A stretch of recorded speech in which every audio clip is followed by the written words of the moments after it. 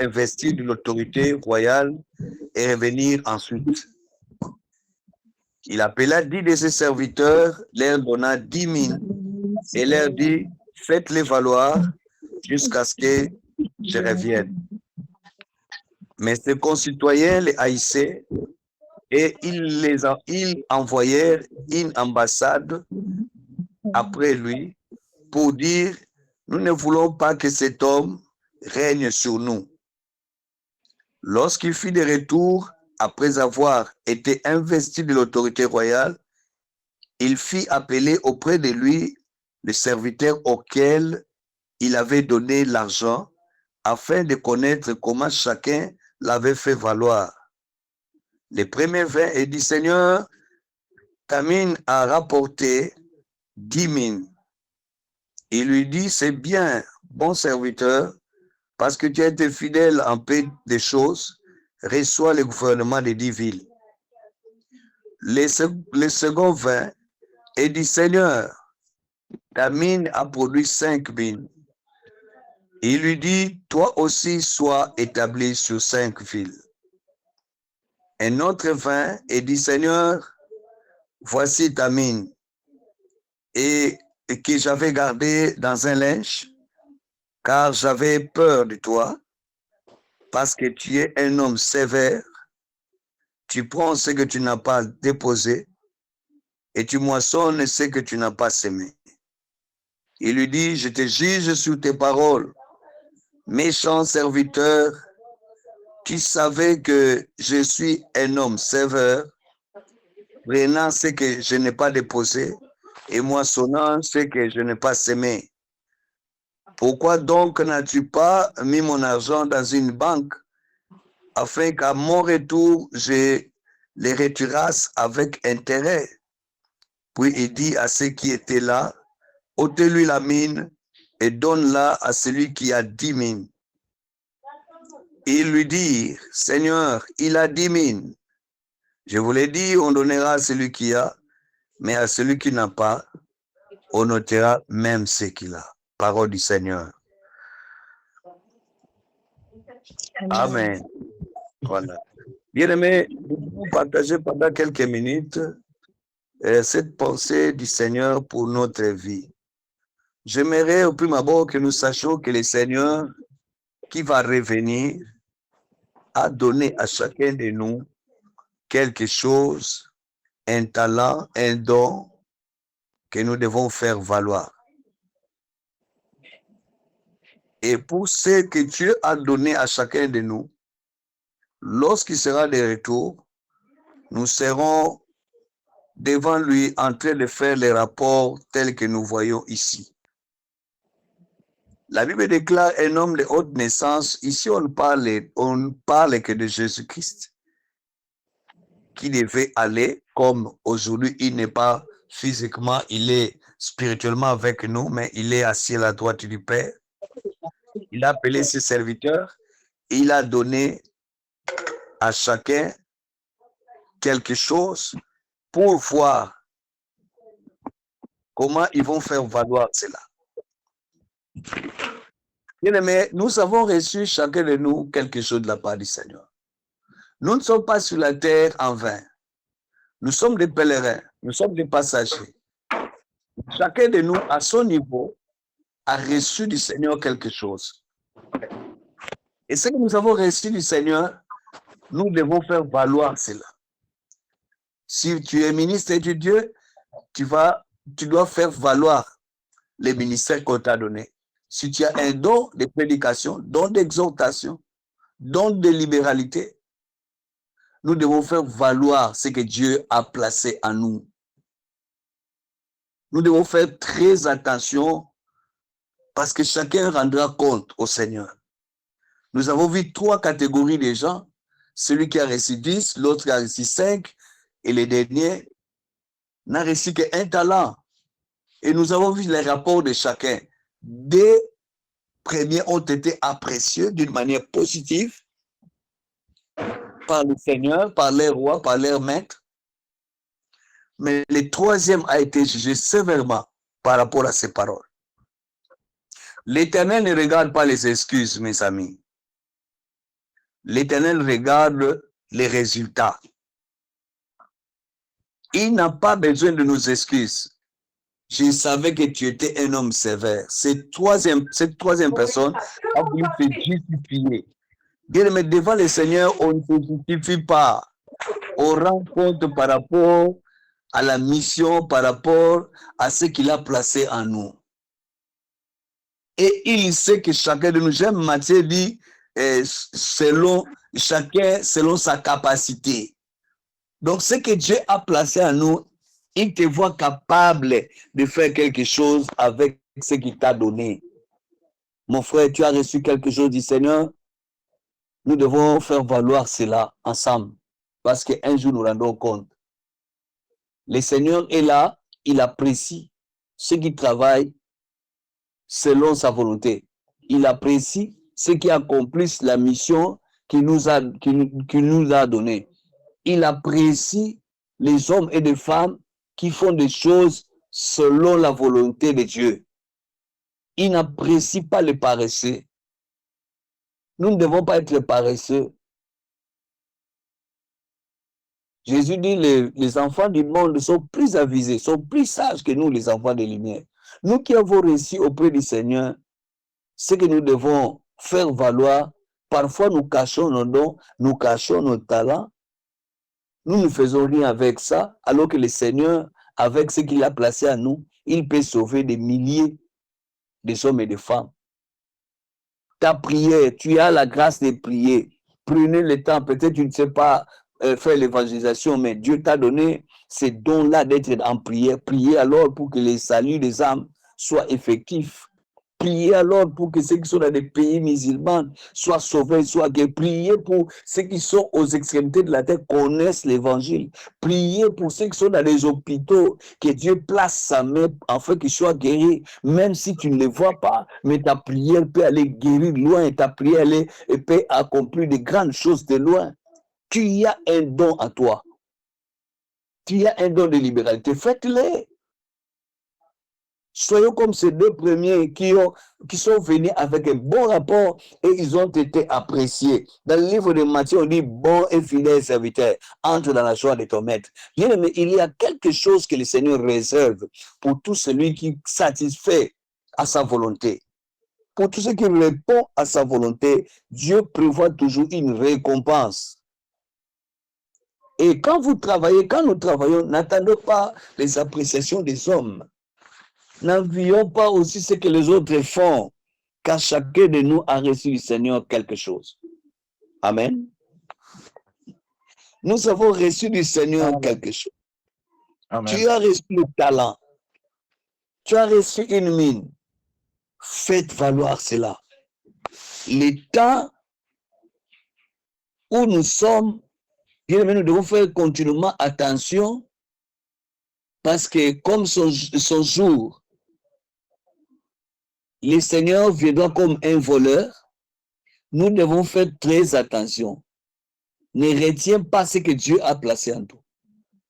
Que chacun de nous fasse valoir ce que Dieu a placé en lui. Là où nous travaillons, nous avons le pain, nous marchons avec le verre pâturage. Partageons même avec nos collègues, même pendant une minute, partageons la parole du Seigneur. Exhortons les autres à suivre Jésus.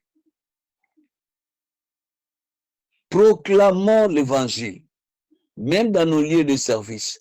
Même celui qui ne veut pas croire, même celui qui ne veut pas écouter. Bien-aimé, ne cache pas la mine que Dieu t'a donnée. Que vous avez quelque chose, ne te sous-estime pas.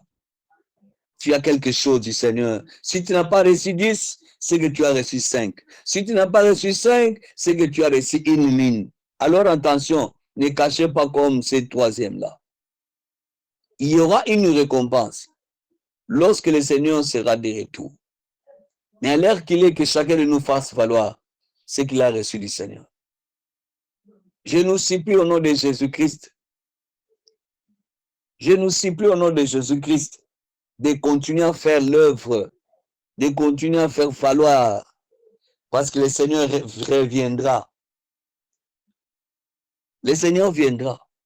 Et à celui qui ne saura pas fructifier, on prendra même ce qu'il a. On va donner à celui qui en a encore beaucoup. Bien, nous faisons très attention. Faites valoir. Si vous avez une qualité que Dieu a placée en toi, bien, faites valoir ce que Dieu a placé en vous, surtout sa parole. Nous devons être des amoureux de la parole. Nous devons propager l'évangile. Nous sommes les ambassadeurs. Dieu nous a laissé sa parole. Dieu nous a laissé une mission. Dieu nous recommande de prêcher la parole du Seigneur. Dieu nous recommande de fructifier les dons, les talents que Dieu a placés en nous. Ne cachons pas. Vous savez, notre Dieu, c'est un Dieu des intérêts, mes amis. Il a dit à l'autre là, pourquoi tu n'as pas mis mon argent dans une banque, en fait qu'à mon retour, que je trouve les intérêts. Frère, dans tout ce que nous faisons, même dans notre cellule de Christ, le Seigneur a besoin de trouver son intérêt dans tout ce que nous faisons. Ne faites pas quelque chose pour que les hommes te voient, pour que tu sois glorifié par les hommes. Bien-aimé, le Seigneur voit son intérêt. Celui qui a reçu les 10, le Seigneur a vu l'intérêt là-bas. Celui qui a eu les 5, le Seigneur a vu l'intérêt qui était là. Est-ce que dans ce que nous faisons, dans ce que toi tu fais cela pour que les hommes te voient, t'acclament, ou Dieu voit ses intérêts là? Il faut que Dieu se retrouve, même dans ta maison, dans tout ce que tu gagnes, dans tout ce que tu fais. L'Éternel doit se retrouver. S'il ne se retrouve pas, il va nous traiter comme des méchants serviteurs. Un méchant serviteur fait des choses dans lesquelles le Seigneur ne tire pas gloire. Mais injuste, comme on a dit là, c'est celui qui fait des choses dans laquelle Dieu tire sa gloire. Là où Dieu a des intérêts, bien aimé, il nous loue. Dieu nous apprécie. Dieu nous loue. Il nous glorifie là où il trouve qu'il a des intérêts. Vous vous souvenez, un jour Jésus a dit à son Père, glorifie ton Fils afin que ton Fils te glorifie. La Bible dit une fois, fils d'entendre du ciel, je l'ai glorifié, je le glorifierai encore. Donc là où Dieu trouve son intérêt, il nous glorifie. Voici, il dit, bon et fidèle serviteur, entre dans la joie de ton maître. Et ici, quand nous lisons dans Luc, il dit, reçois le gouvernement des 10 villes. Quelle récompense! Bien-aimé dans le Seigneur, Dieu doit trouver son intérêt dans tout ce que nous faisons. Je ne sais pas, tu as parcouru toute la journée, ces programmes, tu l'avais dans ton esprit, tu disais, ah, le soir, on aura prière, je m'apprête pour que nous puissions prier. Oui, est-ce que dans tout ce que tu fais, dans tout ce que nous sommes, Dieu trouve son intérêt? C'est là le problème. Et quand il trouve l'intérêt, ah, bien aimé, même quel que soit ton problème, Dieu donnera la solution.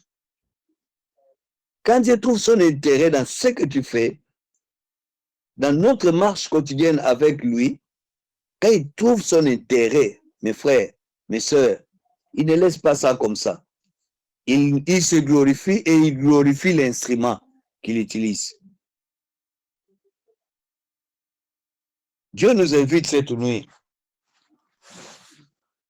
à faire valoir dans notre vie les talents, les grâces, les dons que tu as placés en nous. Tu peux avoir le don de la réconciliation, comme il a donné le ministère de la réconciliation. Tu vois deux personnes en conflit, mais tu les laisses. Tu prends parti au lieu d'exercer le ministère de la réconciliation. Bien, mais dans le Seigneur, Dieu nous a donné des mines, Dieu nous a donné des talents, nous devons nous faire valoir. Parce que il demandera compte.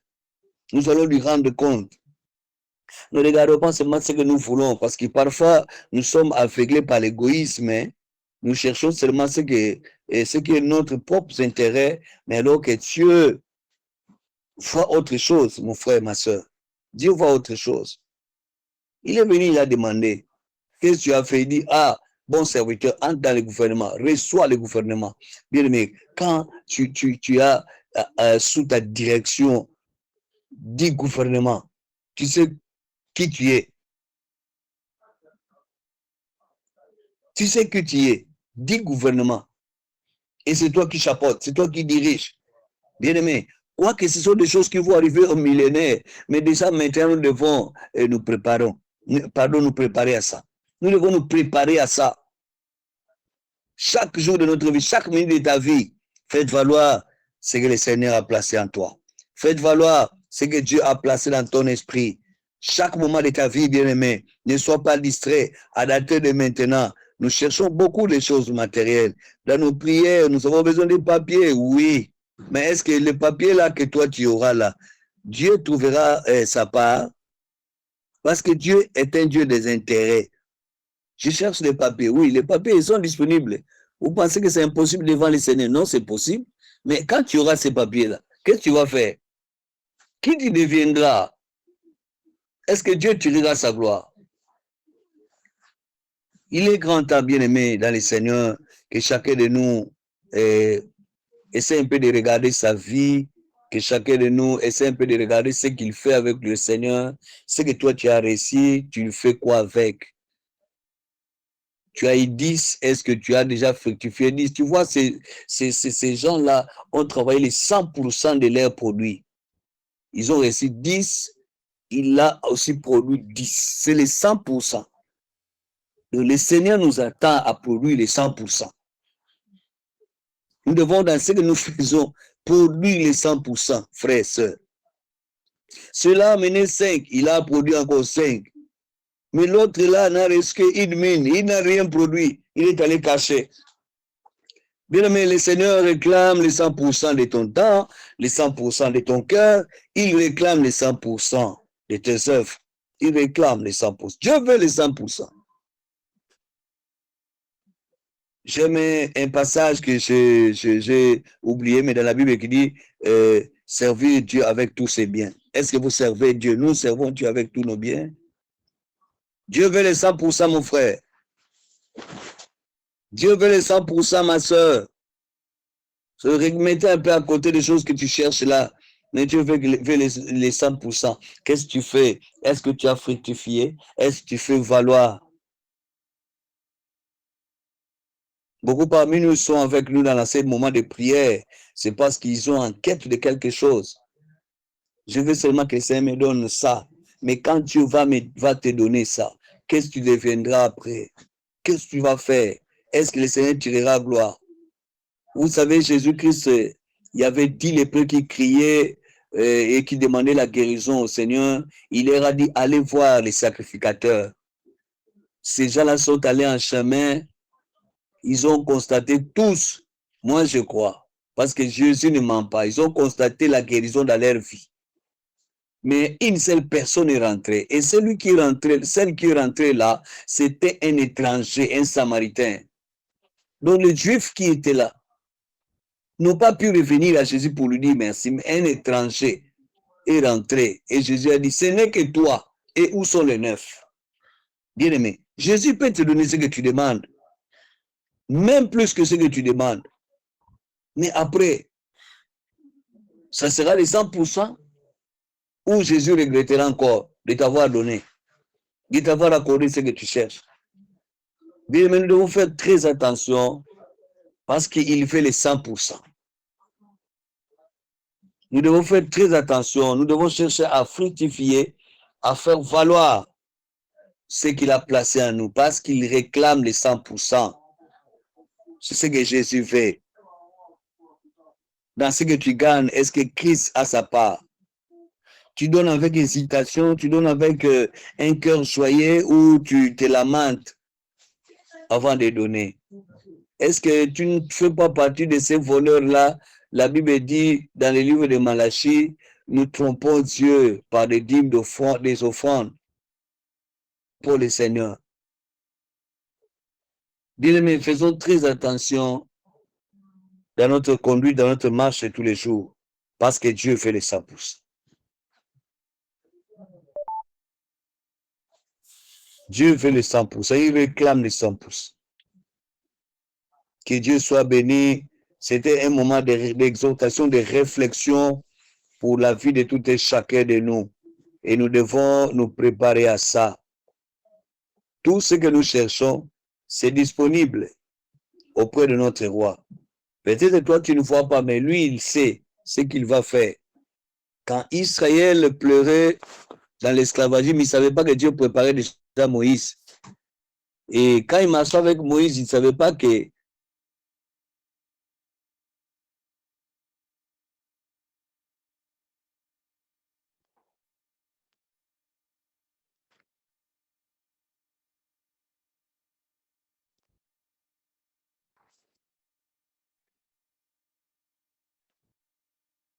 Alléluia.